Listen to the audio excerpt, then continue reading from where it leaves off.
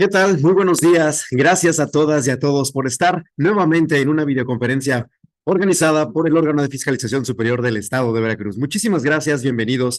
El día de hoy llevaremos a cabo una videoconferencia denominada Aspectos a considerar para la declaración anual de personas físicas. El día de hoy tenemos con nosotros y presentes en nuestro presidio a cargo de la maestra María Félix Osorio Domínguez, auditora especial de Planeación, Evaluación y Fortalecimiento Institucional del ORFIS. La acompaña el contador público Javier Cruz Salas, presidente del Colegio de Contadores Públicos de Jalapa, y la vicepresidenta del fiscal del Colegio de Contadores Públicos de Jalapa, la contadora Irene Ortiz Arroyos, a los cuales les doy la bienvenida. A continuación, cedo el uso de la voz a la maestra María Félix para que nos dirija el mensaje de bienvenida. Adelante.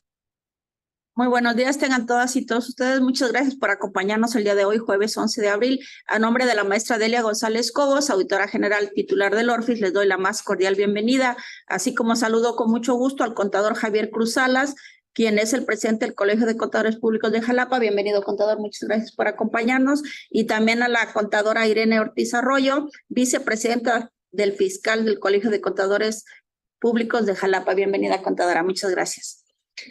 Contribuir al gasto público es una obligación constitucional plasmada en el artículo 31, fracción cuarto de nuestra Carta Magna, en donde se establece el deber de aportar de manera proporcional y equitativa al fisco federal. Para supervisar el cumplimiento de esta obligación, el aparato gubernamental cuenta con el Servicio de Administración Tributaria, el SAT, mismo que es un órgano desconcentrado de la Secretaría de Hacienda y Crédito Público y tiene la misión de recaudar los impuestos de las personas físicas y morales, así como corroborar el cumplimiento de las disposiciones fiscales. En ese sentido, la ley del impuesto sobre la renta establece como regla general que las personas físicas presenten su declaración fiscal en el mes de abril siguiente a que concluya el ejercicio, cuestión que posibilita que puedan cumplir óptimamente con sus obligaciones. Conscientes de la importancia que significa la recaudación para el ejercicio del gasto público, el órgano de fiscalización superior se vincula con especialistas en la materia a fin de explicarle las particularidades que guarda la tributación de este año, mismas que se apegan a los principios de generalidad, obligatoriedad, vinculación con el gasto público, proporcionalidad, equidad y legalidad. Agradezco al Colegio de Contadores Públicos de Jalapa la disponibilidad de venir a platicar estos temas de suma relevancia, no solo como servidores públicos, sino también como veracruzanos y mexicanos. Muchas gracias, que tengan todas y todos ustedes muy buen día.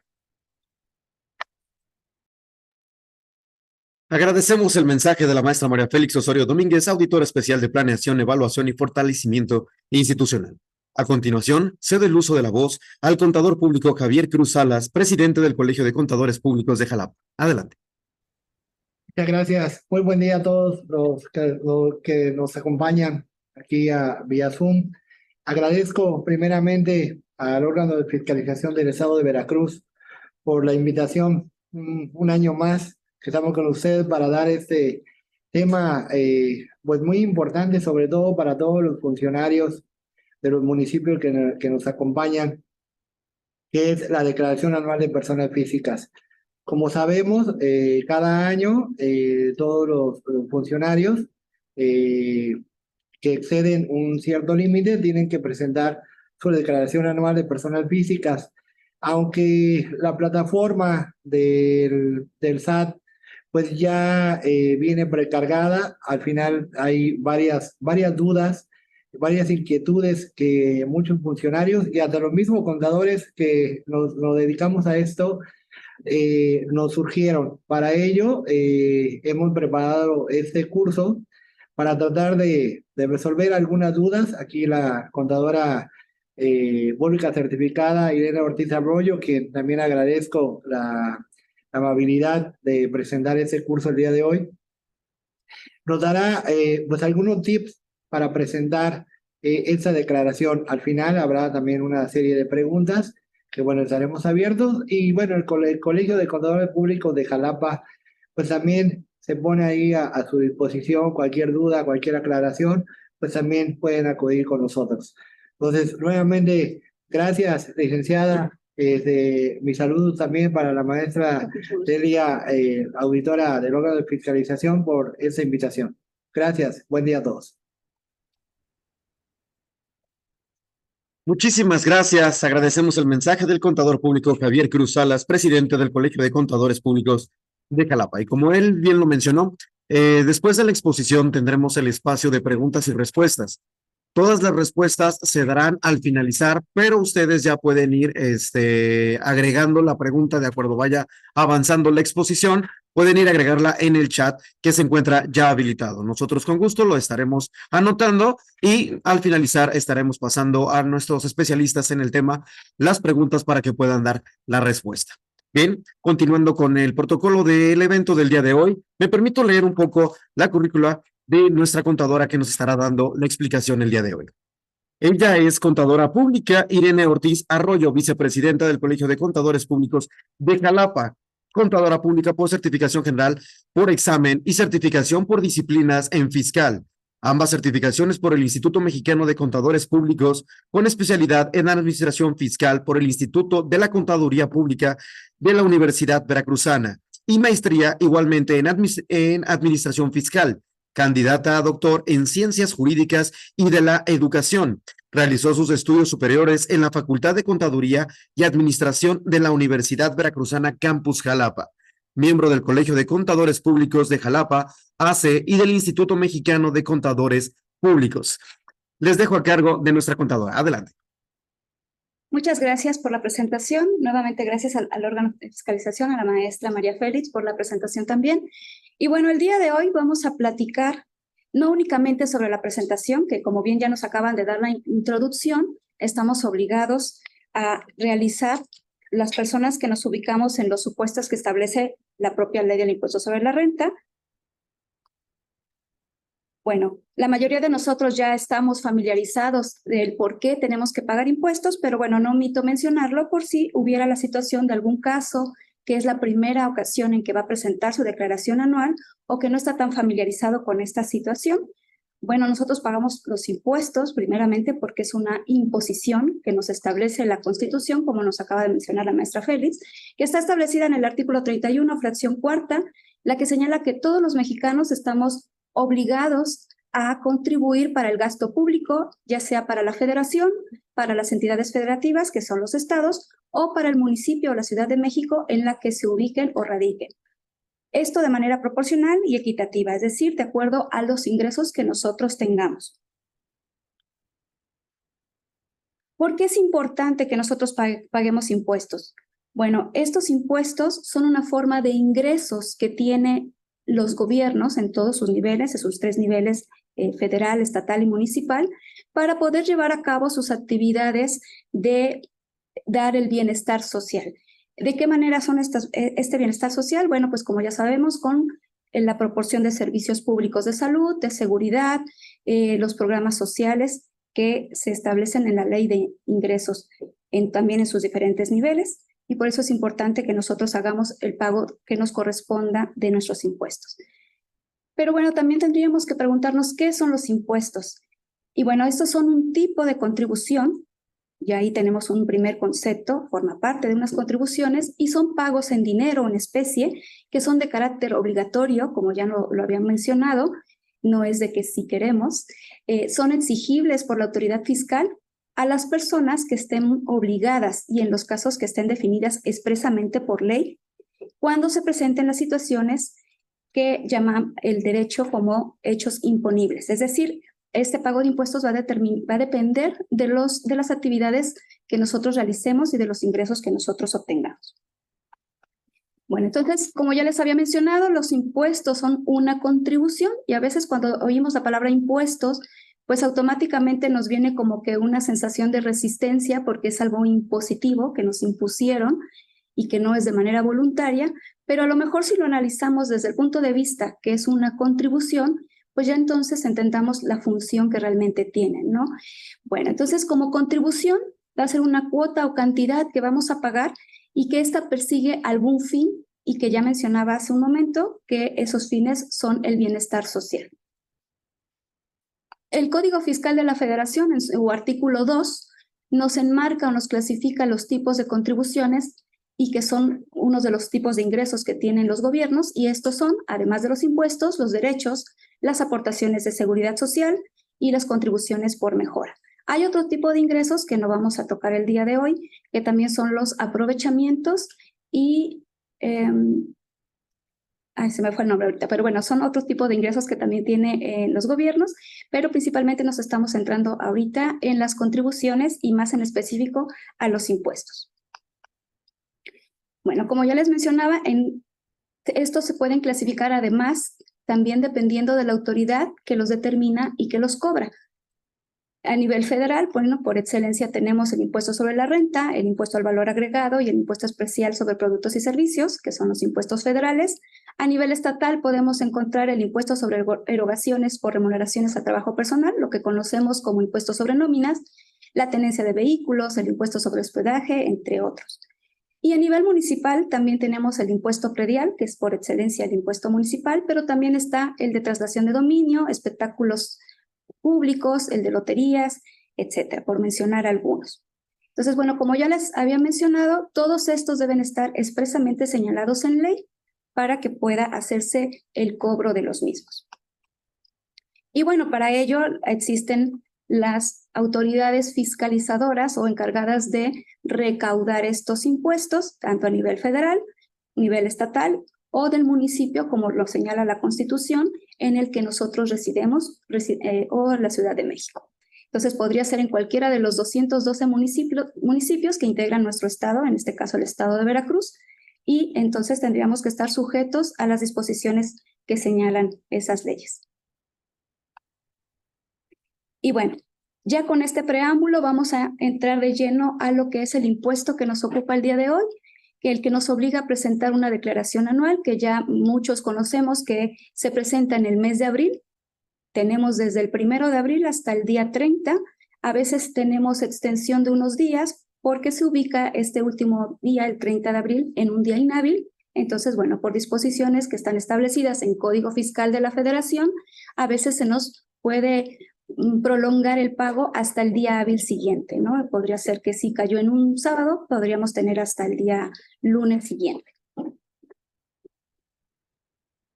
Bueno, ¿quiénes están obligados al presentar la declaración anual y al pago del impuesto primeramente, ¿no? Bueno, enfocándonos en las personas físicas, la ley del impuesto sobre la renta en su título cuarto, que habla precisamente enfocado a las personas físicas, señala que van a estar obligados al pago de este impuesto todos los residentes en México que obtengan ingresos ya sea en efectivo, en bienes, de forma devengada cuando así lo especifique, en crédito, en servicios, de los que señale también la propia ley o de cualquier otro tipo. Bueno, para esto, en la forma en que vamos a pagar nuestro impuesto, la ley de impuestos sobre la renta clasifica en diferentes regímenes fiscales. Entonces podríamos cuestionarnos cuál es nuestro régimen fiscal y primeramente vamos a definir qué se entiende por un régimen fiscal. Bueno, el régimen fiscal nos va a señalar la forma en que vamos a pagar el impuesto y van a ser el conjunto de disposiciones jurídicas que van a determinar esos derechos y obligaciones que como persona física tenemos, también aplica en su caso a las personas morales, atendiendo a la actividad económica que se realice y a partir del momento que nosotros realicemos esa actividad económica. Y bueno, entonces tenemos que la ley del impuesto sobre la renta divide en 9 capítulos. Ya hablábamos que está enmarcados, un marco legal en el título cuarto de la ley del impuesto sobre la renta. Y primeramente tenemos el capítulo de los ingresos por salarios y en el general por la prestación de un servicio personal subordinado, o como comúnmente también lo llamamos, el de sueldos y salarios, ¿no? Que está enmarcado en el capítulo 1. Tenemos también el de actividades empresariales y profesionales, que a su vez se divide en 4 secciones. La primera sección, que está en el capítulo 2 del título cuarto, es la que conocemos como contadores o que muchos habrán escuchado como el régimen general de la actividad empresarial y profesional. Ahí enmarcamos también los honorarios profesionales. Y tenemos otras secciones. Quise poner también para mencionar la sección segunda, aunque actualmente ya no está en vigor y está derogada, que es la relativa al régimen de incorporación fiscal. Sin embargo, aunque al día de hoy no está vigente, sí continúan algunos contribuyentes tributando en este régimen. ¿Quiénes son aquellos? Bueno, aquellos que pudieron inscribirse desde agosto de 2019 podrán continuar tributando en ese régimen hasta que terminen los 10 años que permitía como permanencia en el mismo. Bueno, menciono para aquellos que pudieran tener la situación. Recientemente salieron comunicados del SAT, hubo la inquietud de este tipo de contribuyentes de régimen de incorporación fiscal o RIF, para aquellos que iniciaron en el 2014 para tributar en este régimen y que tenían ciertas dudas si tenían que salir en este año 2024 por concluir los 10 años en los que podían permanecer en dicho régimen con los beneficios que este otorga. Bueno, la autoridad fiscal, que es el SAT, el Servicio de Administración Tributaria, ya se ha pronunciado al respecto, en el cual señala que para todos aquellos que iniciaron en 2014, independientemente del decreto que salió en 2015 que prorrogaba el porcentaje de deducción del impuesto, tendrán que migrar en este año al otro régimen. Es decir, bueno, tendrán que optar ya sea por el régimen simplificado de confianza, que conocemos como RECICO, o quedarse en la primera sección, que es el de actividades empresariales y profesionales. Bueno, tenemos la tercera sección, que esa sí está en vigor y que muchos tal vez también ya la han escuchado mencionar, es sobre los ingresos por la enajenación de bienes o la prestación de servicios a través de Internet mediante plataformas tecnológicas, aplicaciones informáticas y similares. También entonces está en la sección cuarta, dentro del capítulo 2 del título cuarto de la Ley del Impuesto sobre la Renta, el régimen simplificado de confianza, comúnmente conocido como RECICO. Tenemos un capítulo tercero, que son los ingresos por arrendamiento y en general por otorgar el uso o goce temporal de bienes inmuebles. Tenemos un régimen más también en el capítulo cuarto, llamado de los ingresos por enajenación de bienes. También vamos a tener el capítulo quinto, que son los ingresos por adquisición de bienes, el de ingresos por intereses. Vamos a tener un capítulo séptimo llamado de ingresos por premios, el de dividendos, que está enmarcado en el capítulo octavo, y un noveno capítulo que se llama de los demás ingresos, ¿no? Y en ese capítulo va a enumerar cierto tipo de ingresos que no se encuentran en los mencionados anteriormente, pero que además deja abierto, como señalaba al principio, por cualquier otro tipo de ingreso que se pudiera tener, podrá ser tipificado en este capítulo de los demás ingresos. Bueno, y volviendo a la pregunta, ¿qué régimen fiscal tengo o cuál es mi régimen fiscal? Si aún no lo tenemos claro, podemos remitirnos a nuestra constancia de situación fiscal, en la cual vamos a encontrar una guía de obligaciones y que ahí nos va a señalar cuándo estamos obligados a declarar el impuesto sobre la renta del ejercicio, en este año, la de 2023, que se debe presentar a más tardar el 30 de abril de este año 2024. Bueno, para la mayoría ya es muy conocida esta constancia de situación fiscal, en donde vamos a encontrar datos de identificación del contribuyente, datos de nuestro domicilio, pero como les mencionaba, también vamos a encontrar la definición o las diferentes actividades económicas en las que estemos dados de alta o que tengamos esas obligaciones y el régimen. De los regímenes que mencionamos, podríamos tener múltiples de ellos, ¿no? Podríamos incluso tener el de sueldos y salarios y a la vez el de actividad empresarial o el de arrendamiento, dependiendo de las actividades que nosotros realicemos.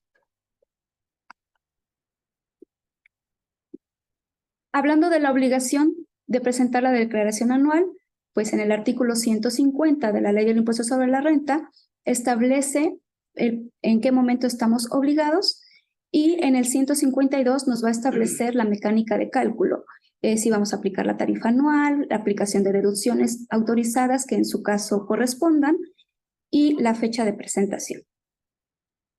También tendríamos que atender lo que establece la resolución miscelánea fiscal vigente, principalmente en las reglas 2.8.3.1 y la 2.8.3.3, las cuales nos señalan el medio de presentación y que para tales efectos el Servicio de Administración Tributaria ha diseñado una serie de aplicativos que, dependiendo del régimen que nosotros tengamos, nos va a facilitar la presentación de esta declaración anual. Algo que también quiero señalar, como mencionaba también hace un rato el presidente, el contador Javier Cruz Salas, es que aunque pareciera muy fácil ya presentar nuestra declaración anual, y que prácticamente he visto por ahí en redes sociales que prácticamente es nada más darle siguiente y siguiente, bueno, realmente hay que analizar el tipo de las deducciones, las características y requisitos que debemos cumplir para que puedan ser deducibles y que nuestro saldo a favor, que en su caso pudiéramos tener, proceda al 100%. Y que además el Código Fiscal de la Federación, en su artículo 6, establece que los impuestos los va a determinar el propio contribuyente, es decir, tenemos que autodeterminar nuestros impuestos. El Servicio de Administración Tributaria lo que hace con el aplicativo es poner una herramienta a nuestra disposición para facilitar la presentación. Pero eso no nos exime de que nosotros tenemos que validar y revisar la información que pudiera estar ya precargada y que nosotros aprobemos si esta es correcta.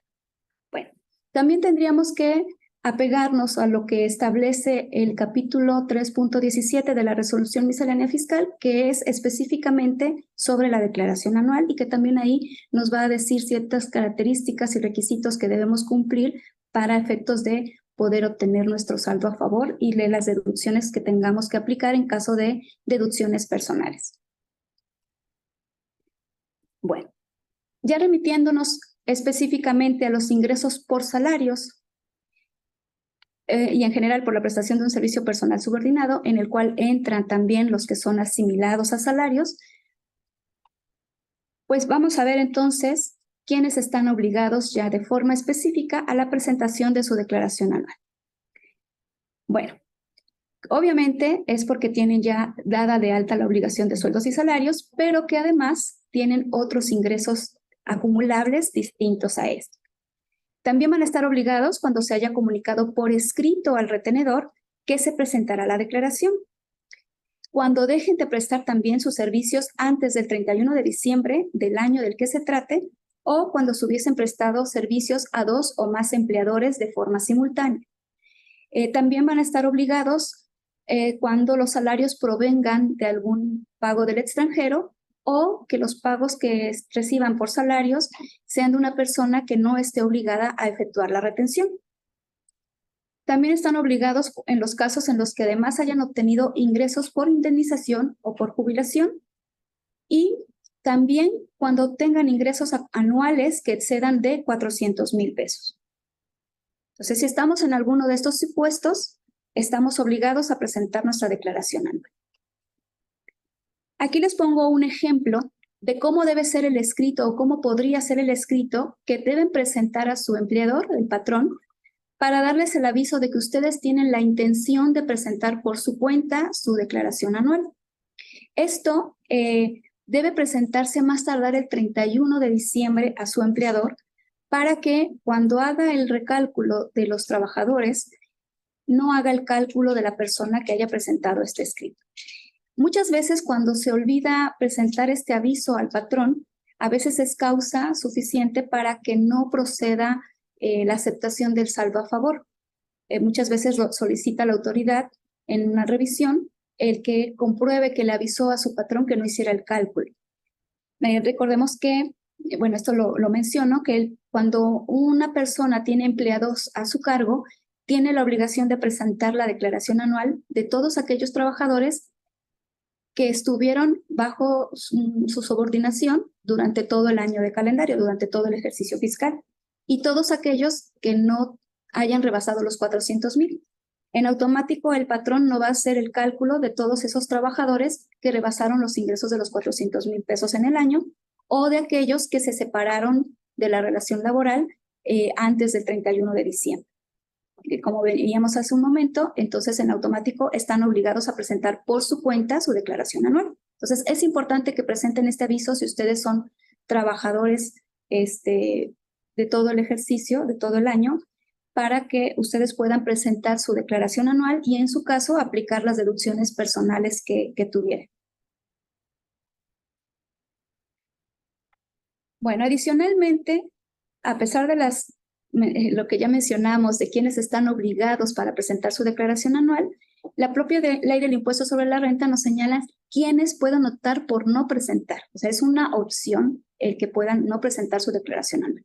Y bueno, dice que son aquellos que tengan, además de sueldos y salarios, ingresos por intereses y que la suma de estos dos no exceda de los 400,000 pesos. Siempre que los ingresos por intereses, en este caso los intereses reales, no exceda de 100,000.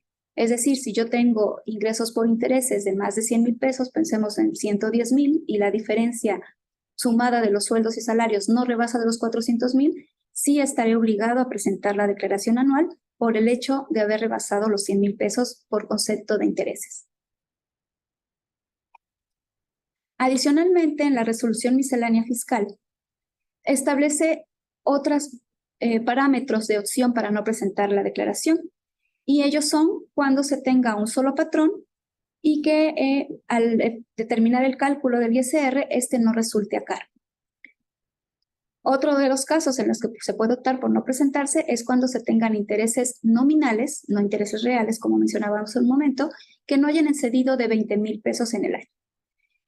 También cuando el empleador, es decir, el patrón, haya emitido el CFDI por concepto de nómina respecto de la totalidad de los ingresos por salarios. Bueno, todo esto de la mano de lo que ya habíamos mencionado anteriormente y que está establecido en la ley del impuesto sobre la renta. Adicionalmente, podría haber personas que no sean sujetos obligados de presentar su declaración anual. Sin embargo, hay ciertas especificaciones de ingresos que deben ser declarados o informados en esta declaración anual, en un apartado de datos informativos.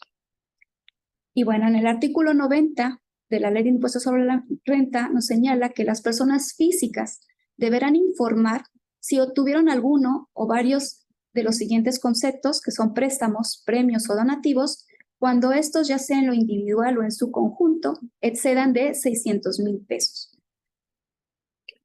Es decir, estos conceptos podrían estar exentos conforme a la Ley del Impuesto sobre la Renta, que están enmarcados en el artículo 93. Sin embargo, estamos obligados a informarlos, aunque no se esté obligado al pago del impuesto. En caso de que no lo informáramos, esto se puede considerar un ingreso que es omitido. Si nosotros, por ejemplo, estamos dado de altas como asalariado y tenemos el régimen de sueldos y salarios y obtuvimos un préstamo a lo mejor hipotecario para adquirir una casa o un vehículo y que rebase del monto de 600,000 pesos, si nosotros no lo manifestamos en la declaración anual, podrían ser considerados ingresos por esta misma actividad o en su caso de actividad empresarial. En caso de que no pudieran ser tipificados, por ejemplo, si fueran sueldos salarios, podría considerarlos la autoridad dentro del capítulo 9, que les comentaba hace un momento, de los demás ingresos, tratándose de préstamos y donativos que no se hubieran informado o declarado en esta declaración anual. En caso de que el contribuyente no se encuentre inscrito en el RFC y que la autoridad detecte que obtuvo este tipo de ingreso, de un préstamo, por ejemplo, o de algún donativo, la autoridad podrá darlo de alta o inscribirlo en el RFC, en el Registro Federal de Contribuyentes, y lo inscribirá en el capítulo 2, sección primera del título cuarto, que es el de actividades empresariales y profesionales.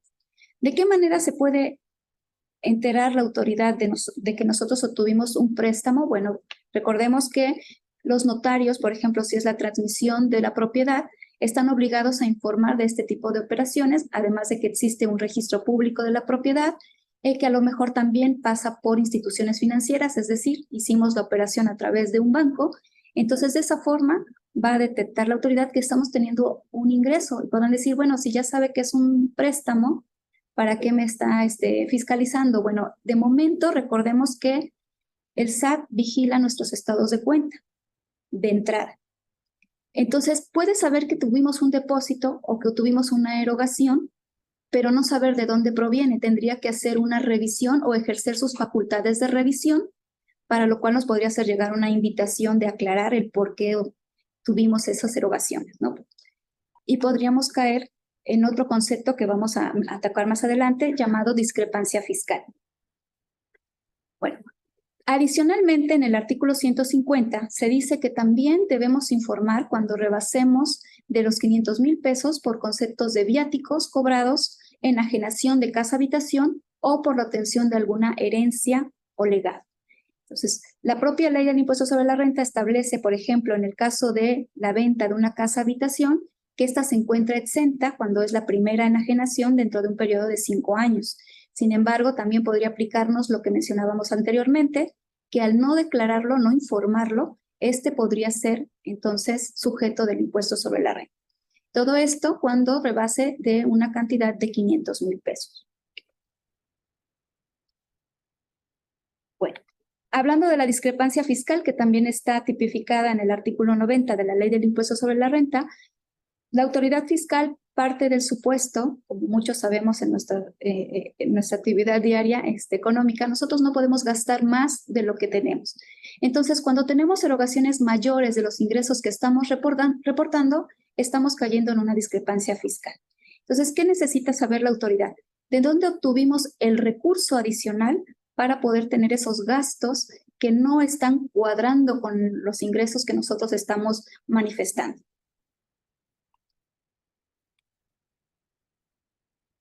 Cuando esta situación se presenta y que la autoridad compruebe que el monto de las erogaciones en un año de calendario es superior a los ingresos que estamos declarando, entonces va a proceder a ejercer sus facultades de revisión. Se considerarán para esto todas las erogaciones que realicemos como contribuyentes, en los que van a estar incluidos los gastos, las adquisiciones de bienes, muebles o inmuebles, puede ser el automóvil o una casa, como mencionaba hace un rato, los depósitos que tengamos en nuestras cuentas bancarias, en inversiones financieras o en nuestras tarjetas de crédito. Entonces, todo esto está siendo vigilado por las autoridades fiscales y que, bueno, la mayoría de nosotros pues ya tenemos conocimiento de ello. Pero adicionalmente también podría señalarles, porque he escuchado en algunas ocasiones en las que dicen, bueno, pero es que si no pasa por institución financiera, es decir, no pasa por bancos, no pasa nada. Recordemos que está una ley llamada para la prevención e identificación de operaciones con recursos de procedencia ilícita, conocida como PIORPI. Y esta ley, también llamada Ley Antilavado, vigila todas esas operaciones en efectivo, ¿no? De hecho, establece restricciones para manejo de efectivo y de umbrales para reportar. Entonces, aunque nosotros estemos manejando efectivo, también pudiera ser detectado porque las personas que reciben estos recursos están obligadas a informarle al SAT cuando reciben este tipo de pagos en efectivo. Bueno, ¿qué otra cosa debemos cuidar y considerar para nuestra declaración anual? Aquí la pregunta, ¿prestas tu cuenta bancaria para enviar o recibir dinero? Debes tener mucho cuidado con esta situación porque podría ser considerado también, conforme a la ley PIORPI, como una persona que está cometiendo un delito y podría causar también cárcel. Algunos de los perfiles que ha detectado la autoridad de las personas que hacen este tipo de operaciones es porque son aquellos que piensan que pues, pueden obtener dinero fácil, puede acercarse a alguien a decirles, mira, ¿sabes qué? Abre una cuenta y permíteme operarla con tu nombre, ¿no? Entonces pueden pensar que van a recibir una retribución por ello y que no van a tener alguna consecuencia. Algunos también lo hacen por ayudar a otras personas porque dicen, bueno, es que a lo mejor es un familiar, a lo mejor no es con dolo, no es con ninguna mala intención, pero también puede ser tipificado a ojos de la autoridad como algo que implica la evasión de impuestos o simulación de operaciones, ¿no? Algunos también son por engaños o porque pues hacen que no pasa nada, ¿no? Entonces hay que tener mucho cuidado con lo que ingresan a nuestras cuentas bancarias. También algo que es común ver en los trabajos es que a veces se llevan cuestiones de tandas o que tienen algún ingreso extra y que están pasando también por nuestras cuentas bancarias y puede ser tipificado como un ingreso. Entonces hay que tener mucho cuidado con esa parte. ¿Qué podemos aplicar en nuestra declaración anual? Principalmente hablando de sueldos y salarios que, pues bueno, siempre también hago ese énfasis en que no tienen deducciones autorizadas que aplicar, sino que únicamente en su declaración anual pueden aplicar lo que son las llamadas deducciones personales. Bueno, esta disminución de las deducciones personales únicamente se podrá hacer cuando presentamos nuestra declaración anual y por lo que no tendrá ninguna aplicación en pagos provisionales, si es que los hubiere. En el caso de los asalariados, bueno, sabemos que provisionales no presenta por su cuenta, pero el empleador o patrón es el que efectúa la retención del ISR y es el que la entera al Estado en este caso. Por lo tanto, si nosotros como trabajadores a lo mejor no estamos obligados a presentar nuestra declaración anual, es decir, tenemos ingresos menores de 400,000 pesos y no presentamos ese aviso a nuestro patrón, a nuestro empleador, entonces no podríamos aplicar estas deducciones personales.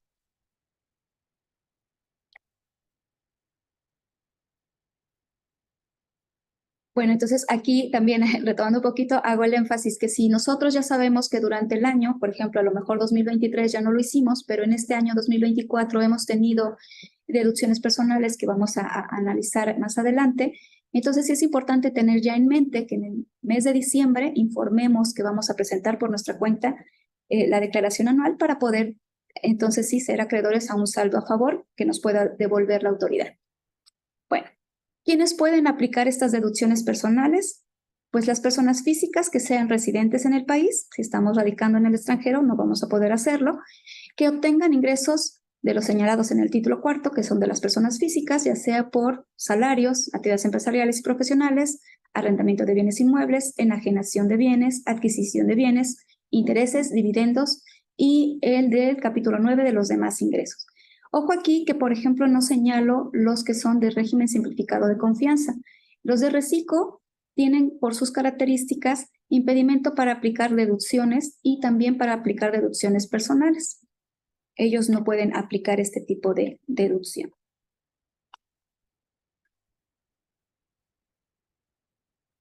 Bueno. Vamos a empezar entonces a analizar cada una de las deducciones personales.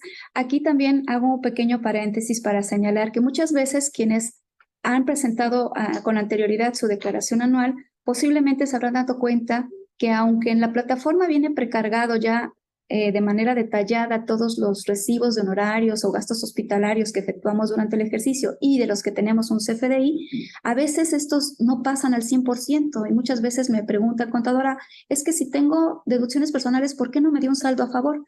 Bueno, vamos a ir analizando y que eso es trabajo propiamente que hacemos como contadores, los expertos en la determinación del impuesto, en que hay topes o limitantes para aplicar este tipo de deducciones personales, no se van a aplicar siempre al 100%. Bueno, el primero de las deducciones personales que podemos aplicar y que vamos a señalar es el referente a los honorarios médicos, dentales, por servicios profesionales en materia de psicología y de nutrición que sean prestados por personas con título profesional y también podemos deducir los gastos hospitalarios. No los gastos que pagamos en farmacia. Si nosotros pagamos por nuestra cuenta a lo mejor en alguna farmacia algún medicamento, no va a poder ser aplicado como deducción personal, porque sí específicamente debe estar, si es que fue pago de medicamentos, incluido en los gastos de hospitalización. Entonces, bueno, ahí tiene esa primera restricción, por ejemplo.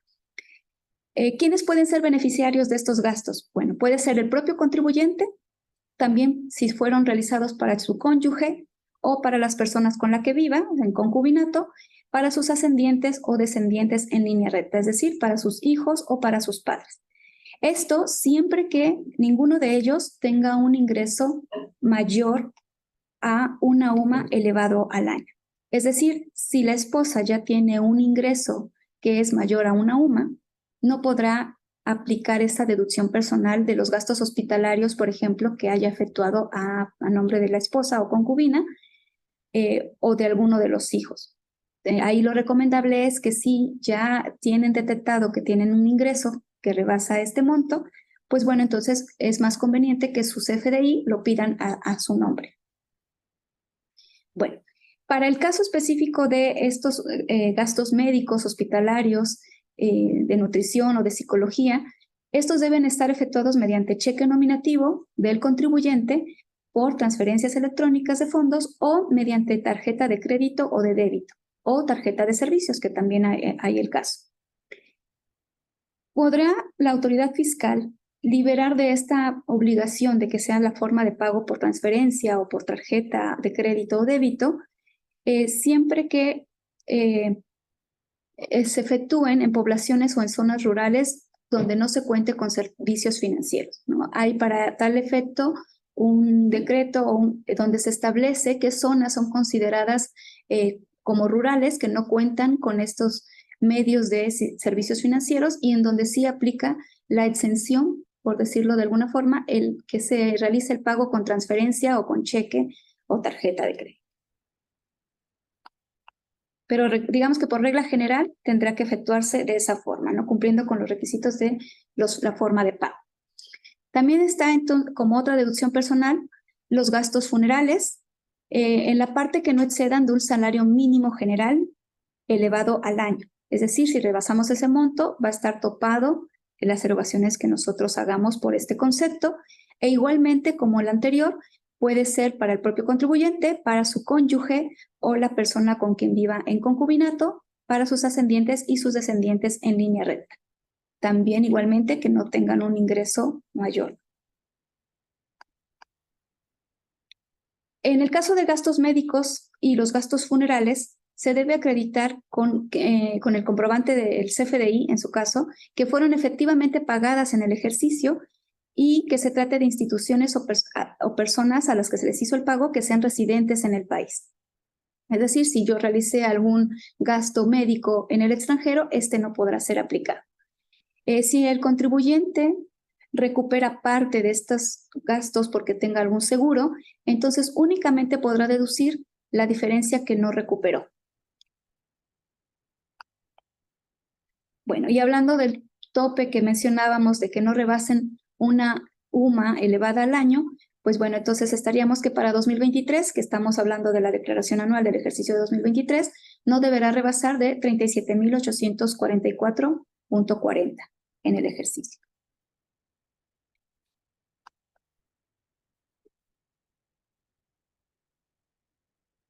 Algo que también no omito señalar es que para el caso de los gastos funerarios, no es requisito pagarlos con tarjeta, transferencias o con cheque. Únicamente es para los honorarios médicos. Otra deducción que podemos hacer en la declaración anual como deducción personal son los donativos, siempre que satisfagan los requisitos que establece la propia ley del impuesto sobre la renta. Va a haber donativos que a lo mejor cuando nosotros veamos la precarga en el aplicativo digamos, oye, es que no me aparece. Bueno, puede ser que es porque no cumple con los requisitos establecidos en la propia ley y por eso es que también no aparecen en la precarga. Algo que también ocurre, por ejemplo, regresando al de los honorarios médicos, es que debemos revisar nuestros CFDIs, que estos en la forma de pago sí especifiquen que fueron hechos con tarjeta o con transferencia, porque si aún cuando lo hayamos hecho con tarjeta, por error le pusieron como forma de pago en efectivo, en automático la plataforma del SAT no los va a cargar, entonces no nos van a aparecer como una deducción personal que podamos aplicar. Bueno, una restricción que aplica en el caso específico para los donativos es que solo van a ser deducibles hasta por el 7% del total de nuestros ingresos acumulables que reportemos en el año. Es decir, si nosotros tenemos 100,000 pesos de ingresos reportados en el año, pues únicamente el equivalente al 7% de ese monto es el que vamos a poder disminuir por concepto de donativos. Cuando se realicen donativos a favor de la federación o entidades federativas en sus funciones de bienestar social, de otorgar bienestar social a los municipios, organismos descentralizados, el monto va a reducirse al 4%. Y si tenemos por ambos conceptos, ya sea donativos a cualquier otra entidad, pensemos por ejemplo en el Teletón y además a algún organismo o entidad federativa, la Cruz Roja, etcétera, bueno, la suma de estos dos no podrá rebasar en ningún momento el 7% del monto de nuestros ingresos declarados. Entonces, ahí tenemos una primera restricción. A lo mejor haya alguien que sea muy generoso y que haya dado un gran número de donativos pensando también en que va a obtenerlo como una deducción personal. Bueno, pues aquí también está la respuesta del por qué muchas veces la propia plataforma tiene esos parámetros de limitación y que no permite aplicar al 100% la totalidad de los donativos que se hayan pagado en el año. Otra deducción personal que podemos aplicar en nuestra declaración anual son los intereses reales que efectivamente se hayan pagado en el ejercicio por concepto de créditos hipotecarios. Es decir, si yo tengo una casa habitación que estoy pagando con un crédito del cofinanciamiento, como le llaman, Cofinavit o con Infonavit, y que destine precisamente para comprar una casa habitación, con instituciones que integran el sistema financiero, es decir, con el banco o también con el propio Infonavit, siempre que el monto de los créditos otorgados no rebase las 750,000 unidades de inversión. Estamos hablando de aproximadamente de unos 6 millones. Entonces, si nosotros adquirimos una casa que supera ese monto, en automático esos intereses no van a ser tampoco deducibles en la declaración anual. Entonces, a veces también preguntan esa situación, pero es que pago un monto muy alto de intereses. Bueno, si rebasó precisamente este monto, no vamos a poder aplicarlo en la declaración anual. Otra de las deducciones personales son las aportaciones complementarias o voluntarias conforme la ley del sistema de ahorro para el retiro. Esta también está topada. Recordemos que en este concepto en específico hay ciertas restricciones y condiciones que se deben cumplir, que establece la propia ley del impuesto sobre la renta, que establece la ley del seguro social, y que, bueno, hablando de deducciones personales de entrada, lo topa al 10% de los ingresos que nosotros estemos manifestando o que tengamos como ingresos acumulables en nuestra declaración anual. Y también esas aportaciones no deben rebasar el monto equivalente a 5 UMAS, unidades de medida y actualización, elevadas al año. Estamos hablando de que no puede ser un monto mayor de 37,844 pesos, lo que nosotros podamos deducir por concepto de aportaciones al SAR, ¿no? Del sistema de ahorro para el retiro.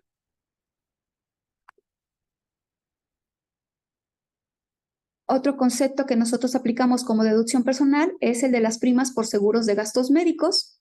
Estos cuando son complementarios o independientes de los que ya nos da el sector salud, proporcionados por instituciones públicas de seguridad social, siempre que el beneficiario sea el propio contribuyente, es decir, que esté a su nombre, de su cónyuge o de las personas con quien viva en concubinato, también de sus ascendientes o descendientes en línea recta. El otro concepto de deducción personal son los gastos destinados a la transportación escolar de los descendientes, es decir, de los hijos del contribuyente, cuando estos sean obligatorios y que se efectúen mediante cheque nominativo del contribuyente, transferencias electrónicas de fondo o mediante tarjetas de crédito y débito o de servicios. En este caso también se podrá liberar, de acuerdo a la zona en la que se ubique el contribuyente, de la forma de pago, cuando se trate de poblaciones que están ubicadas en zonas rurales sin servicios financieros. Por último, tenemos como deducción personal, que bueno, ya de entrada nuestro estado no aplicaría porque no tenemos ese impuesto, pero bueno, es referente al impuesto local sobre ingresos por salarios. Aquí no hay que confundirlo con el impuesto sobre erogaciones por salarios. El de erogaciones es el que paga el patrón o el empleador por cada uno de sus trabajadores. Este impuesto es el que pagaría el propio asalariado en caso de que existiera de manera local, que es un impuesto por salario por la prestación del servicio personal subordinado. Y bueno, en nuestros estados tal vez aplique, en nuestro estado no. Y bueno, cuando sea el caso, este no debe exceder del 5%. Bueno, adicionalmente, en el artículo 151, que es el que nos establece todas las deducciones personales que podemos nosotros aplicar, en su caso, cumpliendo obviamente todos los requisitos, señala que aun cuando tengamos un sinnúmero de deducciones personales por aplicar, el monto total de estos no puede rebasar del 15% del total de nuestros ingresos. Y tampoco va a poder exceder de 5 veces el valor anual de la UMA, y de estos vamos a hacer un comparativo, para el cual vamos a aplicar el menor. Y aquí les muestro el valor que representaría elevar 5 UMAs elevadas al año, que vimos hace un momento que el monto anual es de 37,800, al elevarlo por 5 nos da 189,000, y esto lo vamos a enfrentar o confrontar contra el 15% de los ingresos que nosotros hayamos obtenido en el ejercicio. Entonces vamos a poder aplicarlo el que sea el menor de los dos, ¿no? Tendremos que hacer este cálculo. Adicionalmente, que no es una deducción personal, sino que es un estímulo, podemos aplicar como disminución los pagos que hayamos efectuado por concepto de colegiaturas. Este está establecido en un decreto que sigue vigente, que fue publicado en el Diario Oficial de la Federación el 26 de diciembre de 2013 y que nos establece un monto de deducción que va respecto del nivel educativo del que queramos aplicar, ¿no? Y bueno, tenemos que aplicar desde el nivel preescolar hasta el nivel bachillerato o su equivalente. Para este efecto de las colegiaturas, los pagos también nuevamente le aplica que deben ser mediante cheque nominativo, transferencias electrónicas o pagos a través de tarjetas de crédito, de débito o de servicios. Adicionalmente, se establece mediante regla de resolución miscelánea fiscal, en la 11.3.1, que se debe cumplir con el requisito de que se incorpore el complemento de concepto de instituciones educativas privadas. Es decir, en nuestro CFDI deberá tener este complemento informativo en donde, pues bueno, muchos ya estarán familiarizados que viene el nombre del alumno, su CUR y el nivel educativo que está cursando.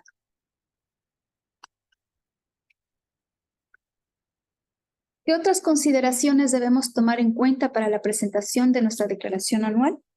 Bueno, los trabajadores y en su caso los que sean asimilados, que como ya había mencionado también están dentro de ese régimen, los asimilados a salarios, deben solicitar todos sus comprobantes fiscales de nómina.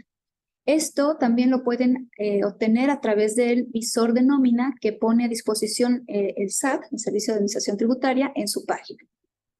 En caso de haber recibido viáticos, debe solicitar también el comprobante fiscal de nómina en donde va a tener por separado ese complemento y también debe estar reportado en el visor de nómina.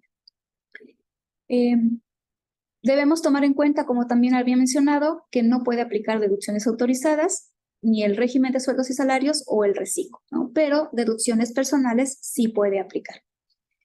Tener la contraseña y en su caso la e-firma o la e-firma portable actualizadas y vigentes para que en caso también pueda activar su buzón tributario y que en el caso de que tenga un saldo a favor, bueno, también pueda proceder. También pueden revisar los trabajadores el subsidio al empleo que les pudiera haber aplicado y que hubiera sido entregado en efectivo y que esté manifestado en el CFDI de nómina. Bueno, sin embargo, actualmente por el monto del salario mínimo, en la mayoría de los casos, si no es que ya en ningún caso, aplica ya la entrega de subsidio al empleo.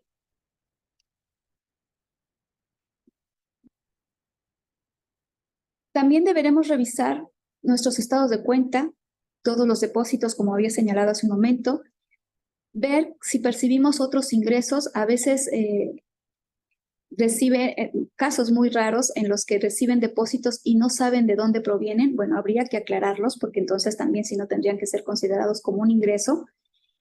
Aplicar las deducciones personales, honorarios médicos, dentales, hospitalarios, cumpliendo los requisitos que nos establece la propia ley, pero bueno, como ya habíamos dicho, excepto los de reciclo, y también aplicar el estímulo de colegiaturas en el caso de que cumplamos también con ello. Y bueno, en la página del SAT, como les había mencionado, pone a disposición un visor de los comprobantes de nómina en donde podemos consultar todos esos CFDI que nos emitió el empleador. Adicionalmente, también quiero hacer mención que es importante revisar esta información porque se han presentado casos ya también en nuestro estado, principalmente en el norte del país, pero ya está llegando también a nuestro estado, ¿no? Casos en los que hay un concepto llamado nomineras. Habíamos escuchado anteriormente de empresas factureras, bueno, pues ahora han como que evolucionado y están usando datos o información de contribuyentes para registrarlos como empleados y están manifestando que les están pagando pues nómina, les están reteniendo ISR, y cuando el contribuyente revisa, resulta que no le aparece solo un patrón, sino que tiene 2, 3 o hasta 4 empleadores que están manifestando que le están pagando nómina y que el contribuyente desconoce el tener una relación laboral con ellos, ¿no? Entonces hay que tener mucho cuidado, hay un procedimiento que seguir de hacer aclaraciones, de hacer incluso la denuncia para que se eviten complicaciones y que a veces también perjudica al contribuyente porque le genera un ISR a cargo en su declaración anual. Vamos a ir viendo también más adelante que aunque el aplicativo permite eliminar los conceptos que no reconozcamos, pues sí hay que tener mucho cuidado de realizar las aclaraciones porque pudiera también suponer la autoridad que se están eliminando de manera discrecional y pudiéramos ser sujetos de revisiones. Bueno, ¿cómo vamos a determinar el ISR del ejercicio o el ISR anual? Pues bueno, cuando nosotros lo determinemos que está establecido en el artículo 152 y que, bueno, como mencionaba hace un rato, pudiera aparecer ya conforme el aplicativo, una manera muy sencilla de nada más darle siguiente y darle a aceptar. Sin embargo, bueno, lleva todo un procedimiento, toda una revisión de los requisitos a cumplir y nos podemos encontrar con dos situaciones. La primera es que tengamos un ISR a cargo y cuando esto suceda, podríamos optar por hacer pagos en parcialidades. Podemos optar por tener hasta 6 parcialidades mensuales y sucesivas. Para esto, tenemos que cumplir con la obligación de la presentación de la declaración anual dentro del plazo que nos establece la propia ley. Es decir, tenemos que enviarla dentro del mes de abril. Si por alguna razón nosotros presentamos la declaración anual de manera espontánea y extemporánea, es decir, ya en el mes de mayo, fuera del plazo, y tenemos un ISR a cargo, ya no podremos optar por hacer los pagos en parcialidades. Tendríamos que hacer el pago en una sola exhibición. En el caso de que al determinar el ISR anual nos dé un saldo a favor, podemos optar por compensación o por devolución, ¿no? La mayoría de las personas de sueldos y salarios, del régimen de sueldos y salarios, optan por una devolución, pero en el caso de que se tengan algún otro tipo de ingresos, ya sea actividad empresarial, arrendamiento, intereses o de alguno de los otros que tipifica la propia ley del impuesto sobre la renta, pues pueden optar también por señalar que aplicarán una compensación. Es decir, lo van a ir disminuyendo del impuesto que tengan a cargo en los siguientes periodos o ejercicios.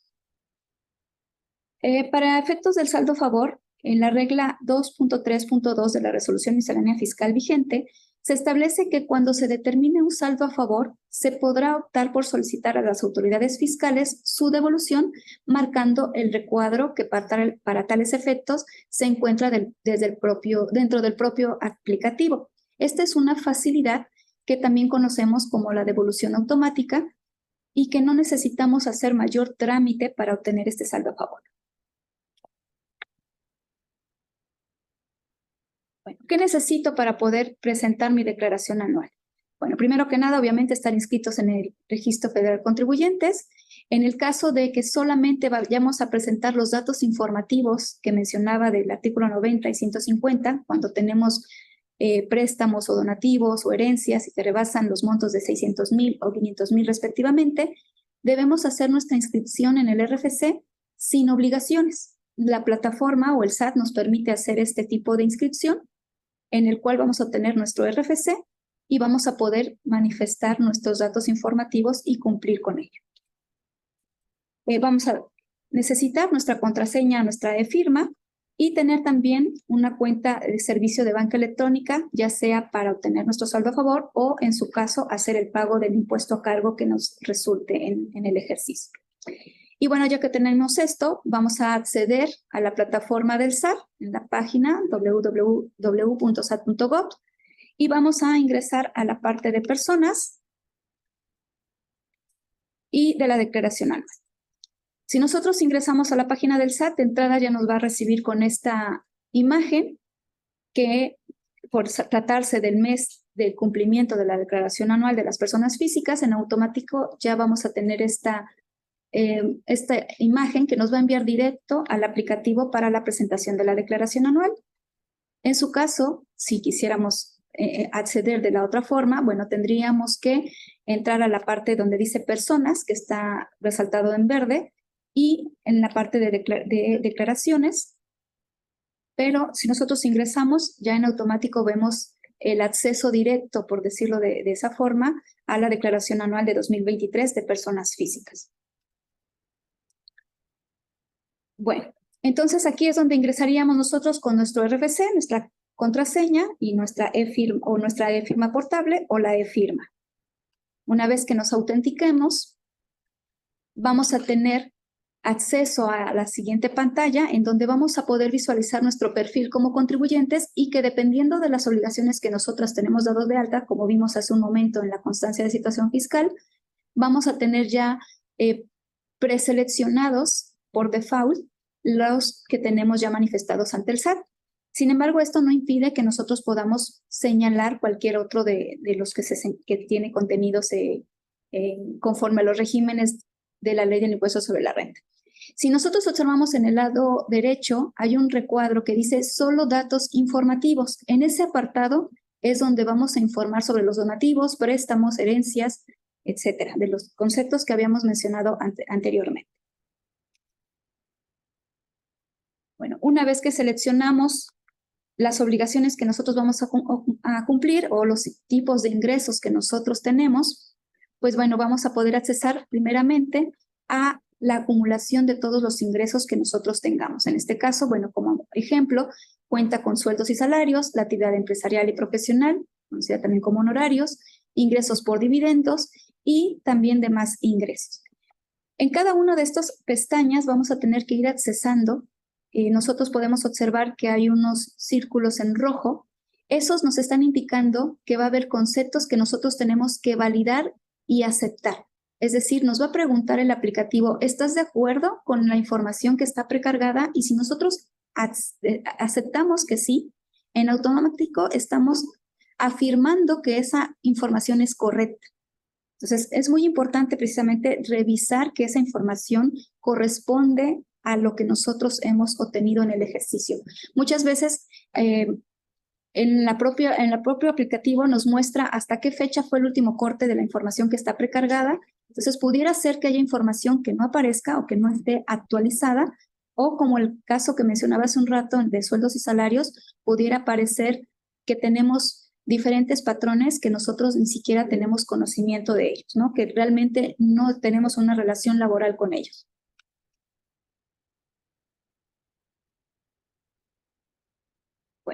Una vez que nosotros ya validamos toda esa parte de ingresos y que efectivamente corresponden a lo que nosotros obtuvimos en el ejercicio, vamos a poder pasar a la pestaña de deducciones personales, en la cual, conforme a lo que también ya mencionamos, nos va a clasificar los distintos tipos de deducciones personales que nosotros podemos aplicar y a los cuales también, señalado en rojo, tenemos que ir accediendo uno por uno para revisar y validar que la información que se encuentra precargada en el aplicativo es correcta. Todo esto porque recordemos que el SAT únicamente nos da una herramienta para poder facilitar la presentación de la declaración anual. Sin embargo, eso no nos exime de que nosotros debemos calcular nuestro propio impuesto y determinarlo de la forma correcta. Recordemos que conforme al Código Fiscal de la Federación se establecen sanciones por errores en la determinación de nuestros impuestos. Entonces, hay que tener mucho cuidado también con esta parte. Bueno, con manera de ejemplo, si nosotros accedemos al de deducciones personales y honorarios médicos, dentales y gastos hospitalarios, vamos a tener precargada esa información de todos esos casos que de entrada cumplen el CFDI con los requisitos de que fue pagado con tarjeta de crédito, de débito, que fue pagada en el ejercicio, y vamos a poder corroborar que todos esos conceptos se encuentren ahí precargados. En automático, como ya había mencionado, si alguno de ellos tenemos nuestro CFDI, pero por error pusieron la forma de pago con efectivo, pues en automático ya va a ser desechado, ¿no? No va a estar considerado en la precarga de la declaración. Aquí nuevamente les puse el cuadro de colegiaturas, que bueno, tenemos que cuidar que no rebasemos también los montos establecidos conforme al decreto y que es va a estar también dentro de las deducciones, pero no son deducciones personales, sino que está en un apartado diferente, pero lo vamos a encontrar también en esa sección para poderlos anotar. Bueno, una vez que nosotros ya validamos toda esa información y que estuvimos de acuerdo con la información precargada, vamos a proceder a la pestaña de la determinación del ISR del ejercicio. Vamos a tener el total de nuestros ingresos acumulables, nuestras deducciones personales que podamos aplicar y que cumplan con los requisitos. Va a determinar en automático prácticamente el aplicativo, la base que es gravable y a la cual le va a aplicar la tarifa establecida en el artículo 152 de la Ley del Impuesto sobre la Renta, y vamos a obtener así nuestro ISR a cargo o a favor. En este caso, bueno, si se tuviera un ISR a favor, nos va a pedir los datos de nuestra clave bancaria, que son los 18 dígitos de esta clave interbancaria, donde se nos va a depositar ese saldo a favor.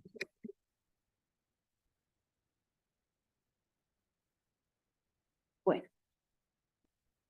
aquí les muestro también la sección de los datos informativos, en donde nosotros tendríamos que señalar cada uno de esos conceptos que se tuvieron en el año, ya sea porque se obtuvo un préstamo que rebasó los 600,000 pesos o porque se tuvo alguna herencia o algún legado y que rebasó del monto de los 500,000 pesos.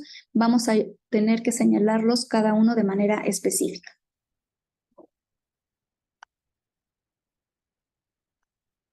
Bueno, hasta ahí podríamos decir que ya presentamos nuestra declaración anual y que parece relativamente fácil, aunque bueno, como hemos venido platicando, es importante analizar todos los requisitos y cada una de los requerimientos para que puedan ser aplicables estas deducciones personales. Aquí, como información adicional, les muestro también que además de la constancia de situación fiscal, para efectos de que nosotros podamos obtener nuestro CFDI de las deducciones personales en el caso de los asalariados, también podemos optar por mostrar nuestra cédula de datos fiscales, es decir, no tendríamos que estar llevando a todos lados nuestra constancia de situación fiscal, sino que el SAT implementó una nueva forma simplificada para obtener nuestro CFDI. Y esta es la cédula de datos fiscales, la cual podemos obtener también a través de la página del SAT, desde nuestro celular, en el que únicamente necesitamos nuestro RFC, nuestra CUR, y tener habilitado nuestro buzón tributario para que de esa forma nos informen de la liga o nos harán llegar la liga para obtener esta cédula de datos fiscales. Entonces vamos a acceder a la página del SAT. Dentro del menú de trámites del RFC, buscaríamos la opción de cédula de datos fiscales, como se muestra en la segunda imagen, y entraremos en el aplicativo donde vamos a darle en el botón iniciar para poder realizar la operación. Bueno, nos va a pedir, como les decía, nuestro RFC o nuestro CUR y nos va a mostrar las opciones que tenemos como medios de contacto. Recordemos que actualmente es obligatorio tener activo nuestro buzón tributario y ahí debemos poner dos medios de contacto, nuestro correo electrónico y nuestro número de celular. Cuando nosotros accedamos nos va a mostrar el correo electrónico que nosotros tengamos registrados y a ese correo nos va a hacer llegar una liga en la que vamos a poder descargar nuestra cédula de datos fiscales y que esta va a tener una caducidad de 3 horas. Es decir, si nosotros recibimos el correo y no accedemos de manera prácticamente de inmediato, no vamos a poder obtener, tendríamos que volver a hacer el procedimiento. Igualmente, lo podemos hacer desde nuestra computadora, el mismo procedimiento, entrar a el apartado de personas, en trámites del RFC, y en eso seleccionar el de cédula de datos fiscales.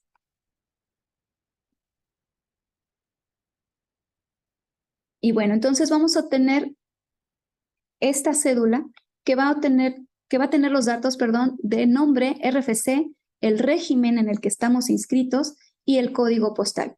Esos son los únicos datos que son necesarios para que nos emitan nuestro CFDI y que con esa forma podemos proteger también nuestros datos personales. Recordemos que en la constancia de situación fiscal viene nuestro domicilio completo y podría ser un dato sensible que nosotros queramos proteger, ¿no? Entonces, para cuando nosotros queramos obtener un CFDI, ya sea de gastos médicos o cualquier otra deducción personal o deducción autorizada, pues tenemos como opción mostrar esta cédula que con su código de barras bidimensional o este código QR pudieran escanearse y en automático cargar los datos para la obtención del CFDI. Entonces, como vemos en la parte de regímenes fiscales, que está señalado como el número 3, únicamente va a aparecer la clave del régimen y que va relacionado con el régimen en el que nosotros estemos. Entonces, si nosotros, por ejemplo, tenemos el de sueldos y salarios e ingresos asimilados, vamos a tener la clave 605, ¿no? Esto en función de las obligaciones que nosotros tengamos dadas de alta. ¿Cuáles serían ya las recomendaciones finales para la presentación de nuestra declaración anual? Bueno, como ya habíamos mencionado, tener nuestros FDIs de nómina, revisar si nosotros recibimos viáticos, también que no rebasen de los 500,000 pesos, porque entonces, aun cuando no rebasemos de los ingresos o que hayamos tenido un solo patrón, si rebasó ese monto, estamos obligados a presentar la declaración con ese dato informativo. Recordemos que los viáticos son un dato informativo que debemos proporcionar en la declaración anual, que no vamos a aplicar deducciones autorizadas, pero sí deducciones personales, tener nuestra contraseña. En su caso, si es que hubiere el subsidio al empleo que se haya recibido en efectivo, revisar si tuvimos algún otro ingreso, aplicar las deducciones personales, aplicar el estímulo de colegiatura en su caso, revisar nuestros estados de cuenta, que no hayamos tenido operaciones que pudieran ser de dudosa procedencia o que pudieran tipificarse como un ingreso, y cuando no proceda una devolución, ya sea total o que proceda de forma parcial de ese saldo a favor, lo recomendable es acudir con un especialista para solventar las inconsistencias. En este caso, un contador, como los que formamos parte del Colegio de Contadores Públicos de Jalapa, y que somos especializados en determinar estos impuestos, que además cumplimos de manera anual con la norma profesional de capacitación continua y que podríamos asesorarlos de manera óptima para la presentación de su declaración anual. Y bueno, con esto yo les agradezco su atención. Nos ponemos a sus órdenes para contactarnos en el Colegio de Contadores Públicos de Jalapa para que nos sigan también nuestras redes sociales y los medios de contacto. Muchas gracias. Agradecemos la participación de la contadora Irene Ortiz Arroyo, vicepresidenta del Colegio de Contadores Públicos de Jalapa. Bien, a continuación estaremos obteniendo y recabando las últimas preguntas sobre los temas que nos vinieron a impartir el día de hoy para poderla pasar a nuestros expositores. Entonces me indican que ya tienen las preguntas, cedo las cámaras y el uso de la voz nuevamente a los ponentes. Ok, bueno, hemos recibido diversas preguntas. Vamos a tratar de darle respuesta a todas ellas. En caso de que no nos diera tiempo, pues bueno, las haríamos llegar para que se las envíen también. Dice, nos afecta al realizar la declaración anual que a los municipios les devuelvan el ISR pagado por sueldos y salarios en ISR participable. Bueno, aquí supongo que se refiere a que cuando el empleador determina el cálculo del ISR de los trabajadores que estuvieron a su servicio durante todo el año y que en algunas ocasiones resulta un saldo a favor, pero este no le afecta propiamente al trabajador porque se le debe bonificar también de las retenciones que pueda tener en los meses siguientes, es decir, en las retenciones mensuales que le deben efectuar, se va bonificando. Esto no, pues no le afecta en ningún momento. Sí, ahí nada más hay comentar. Entiendo que se refiere a la pregunta en el cual los municipios meten la devolución y les devuelve la Secretaría de Hacienda el ISR que les paga a los trabajadores. No les afecta porque es completamente independiente. Recordemos que el ISR que regresa el SAT a los municipios es por un convenio que se hizo y una facilidad que se les da a los municipios para obtener recursos adicionales. Es independiente a la declaración anual de las personas físicas, entonces no les afecta.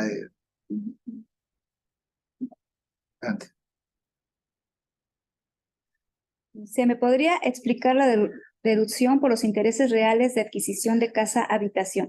Bueno, estos intereses reales se les llama aquellos que rebasaron la inflación, es decir, van a tener que determinarse conforme al INPC, es decir, el Índice Nacional de Precios al Consumidor, pero que en automático vienen en la constancia de intereses que emite, por ejemplo, la financiera, el banco, le va a emitir, está obligado a emitir una constancia de los intereses reales y va a estar especificado como tal en esa constancia. Entonces, bueno, ahí ya no tendría que hacer mayor determinación.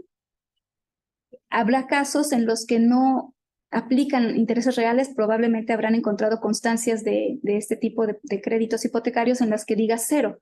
Y esto significa, principalmente se da en préstamos del Infonavit, porque recordemos que el Infonavit es una institución que da créditos a los trabajadores con una baja tasa de interés, ¿no? Que va propiamente de la mano con lo que incrementa la inflación. Entonces, en esos casos, pudiera ser que no tengan intereses reales, entonces no van a tener ninguna cantidad para disminuir en su declaración anual.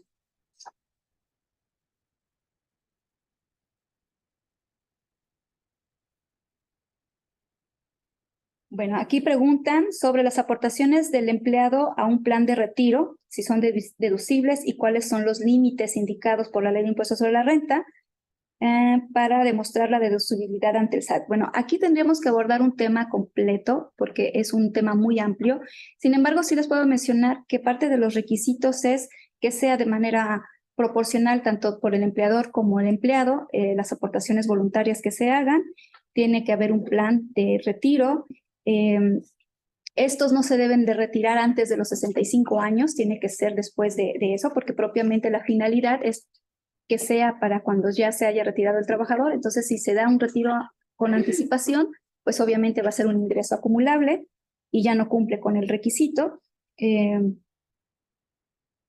Otro de los requisitos que también pues ya habíamos mencionado es que no rebase del 10% de los ingresos.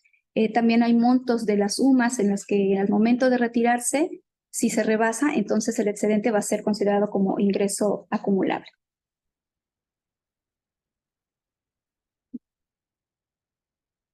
No sé si tiene más preguntas. Sí, a ver.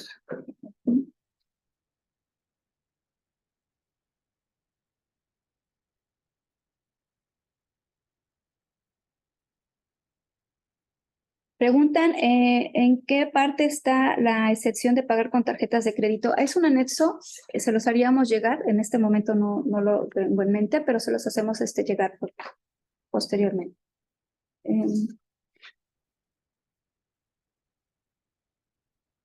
Dice, gastos funerarios en línea directa a la madre es el 7%. No, este es únicamente para los donativos, la limitante del 7%. En gastos funerarios se mencionó que no pueden rebasar el monto de la UMA elevado al año, que eran los 37,000 pesos. Ese es el tope.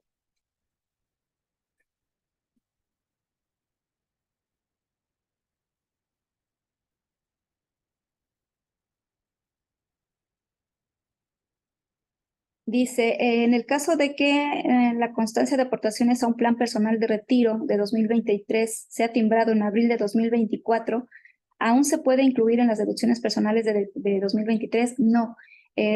Uno de los requisitos de las deducciones es que tengan la fecha en el ejercicio. Lo mencionaba hace un rato, que se tiene que demostrar que efectivamente se fueron erogados en el ejercicio en el que se quieren aplicar, y si el comprobante no tiene la fecha del 2023, podrá aplicarla hasta el ejercicio 2024, en la fecha en la que aparece el comprobante fiscal.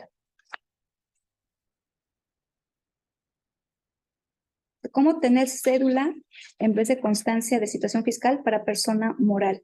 No, en este caso la cédula de datos fiscales únicamente aplica para las personas físicas.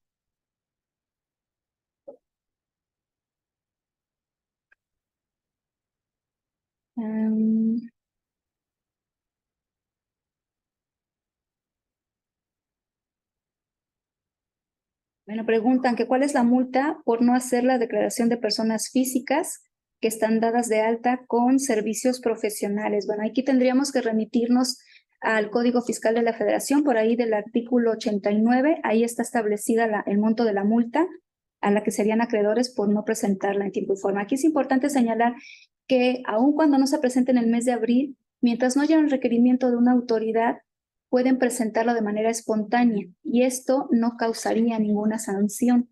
Claro, no hay que esperarnos a que pudiéramos ser requeridos, porque en caso de que la autoridad requiera, entonces sí procedería la sanción, en este caso la multa.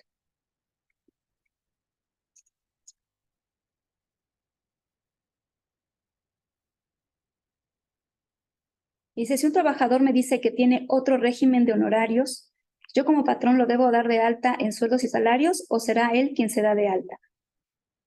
Bueno, el régimen de honorarios es independiente del de sueldos y salarios. El trabajador puede ir a inscribirse por su propia cuenta. Existe la opción de que el empleador, es decir, el patrón, inscriba a sus trabajadores. Sin embargo, lo más recomendable es que sea el propio trabajador el que acuda o que lo haga a través de la plataforma del SAT para aumentar esa obligación como sueldos y salarios. Es decir, ya va a tener esos dos regímenes, el de sueldos y salarios y el de la actividad empresarial o de honorarios. Sí, aquí hay dos preguntas que van en el mismo tenor. Me dice, el órgano interno tiene la obligación el órgano interno, entiendo, del ayuntamiento, dice, tiene la obligación de tener la declaración anual de todos los trabajadores. Pues bueno, al final no es como órgano interno, nosotros lo estamos viendo de manera fiscal, estamos hablando que el patrón, y el patrón es el ayuntamiento en el cual se encuentre, que bueno, son los obligados. Bueno, ya se tendrá que ver la normatividad ya interna del ayuntamiento, qué departamento es el que lleva a cabo el procedimiento. Entonces, básicamente son las dos preguntas que van en el mismo tenor.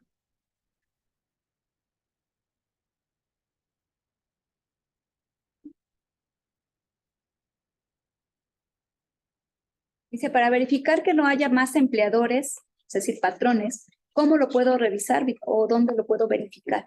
Bueno, como les decía, pueden verlo en la página del SAT, lo buscan así como visor de nómina y de esa forma pueden detectar quiénes les están emitiendo CFDIs a su nombre como si fueran sus empleados. También al acceder en el aplicativo de la declaración anual, en el apartado de sueldos y salarios, les va a enumerar todos aquellos RFCs de los que están timbrando o emitiendo CFDIs con su nombre como si fueran sus trabajadores. Esa sería la forma de revisar. Una última pregunta, igual el mismo tenor, dice el órgano interno de control tiene la obligación de tener todos los acuses de la declaración fiscal de los trabajadores o lo tiene que presentar recursos humanos al órgano interno. Igual el mismo tenor, nosotros lo estamos viendo de manera fiscal, ante el SAT, de la declaración, quiénes lo tienen que presentar o no, y bueno, ya sería el reglamento interno o la ley interna del ayuntamiento, que será qué departamento tiene que verlo. Y bueno, es importante, pues, que todos los ingresos que se obtiene, como lo comentó la contadora, vayan reflejados. Hemos estado dando algunas pláticas a varios funcionarios y muchos nos comentan, bueno, es que yo tengo la famosa cuenta bancaria no fiscal, ¿no? O tengo la tarjeta de débito no fiscal. Entonces, aquí no hay no fiscal o sí fiscal, todas son sancionadas y todas son visualizadas por el SAT. Igual la tarjeta de crédito, me decían, es que tengo una tarjeta de crédito, esa no entra. Claro que entra, como lo comentó la contadora, el SAT tiene acceso a todas nuestras cuentas bancarias y todas las tarjetas de crédito y de débito. También es muy importante que haya una coherencia. Dentro de poco se va a presentar la declaración patrimonial de todos los funcionarios públicos.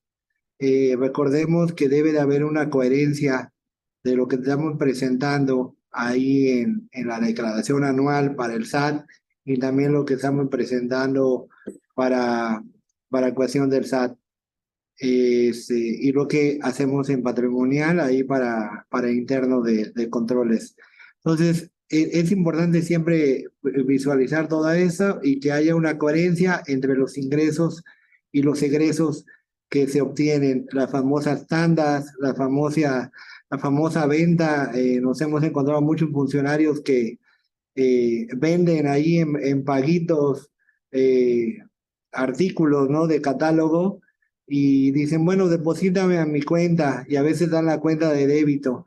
Entonces, todo eso, recordemos que al final va a ser fiscalizado por el SAT. Y bueno, pues estamos ahí a sus órdenes. No sé si haya otra pregunta. No, ok. Pues bueno, agradecemos, contadora. No sé si unas últimas palabras, alguna recomendación final. ¿No? Pues únicamente que lo más recomendable, aunque nos invadan las redes sociales diciendo que es muy sencillo por su cuenta presentar su declaración anual, si únicamente tienen el régimen de sueldos y salarios, podría ser factible. Sin embargo, si además tienen otros ingresos, lo más recomendable es que acudan con un especialista, como los que formamos parte del Colegio de Contadores Públicos de Jalapa, para que podamos orientarles de la forma correcta para cumplir con sus obligaciones y que eviten cargas mayores por alguna sanción o por algún error. Esa sería la recomendación. Pues muchas gracias a todos ahí por su atención. Agradecemos la participación del contador Javier Cruz Salas, de la contadora Irene Ortiz Arroyo, ambos del Colegio de Contadores Públicos de Jalapa. Muchísimas gracias. A continuación, cedo el uso de la voz al licenciado Pablo Herrera Romero, director de Participación Ciudadana y Fortalecimiento de la Gestión Pública. Adelante, por favor. Muchas gracias. Agradecemos al Colegio de Contadores Públicos de Jalapa, al contador Javier, a Irene, su participación en esta conferencia que esperamos que haya sido de utilidad para ustedes. Estamos en el mes que tienen que preparar su declaración y, pues como dijo la contadora, cualquier duda que tengan, consulten a un especialista. A nombre de la maestra Delia González Cobos, le hacemos entrega a la contadora Irene Ortiz Arroyo de la Consejo de Participación en este evento. Muchas gracias.